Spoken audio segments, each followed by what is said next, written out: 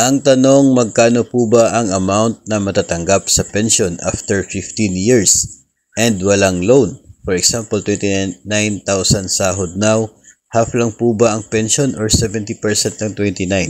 Ang sagot po dyan ay wala doon sa options at ang realidad po ay mas mababa doon sa options yung actual na pension kapag 15 years pa lamang sa serbisyo. Kasi base po sa Republic Act 8291, mayroon pong particular na formula sa pag-compute ng ating pensyon.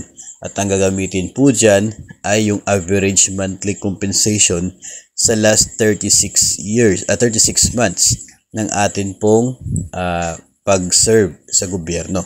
So last 3 years, no, yung average, i-add lahat ng monthly compensation, basic pay po, tapos divide by 36. Yun po yung average monthly compensation sa bawat doon po sa loob ng 3 years. Tapos yung average monthly compensation, yun po yung basis ng pension.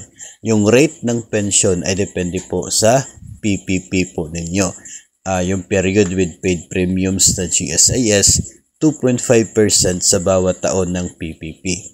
So kung mayroon kang 15 years na serbisyo na mayroon pong kaukulang remittances, so 15 times 2.5, that is 37.5.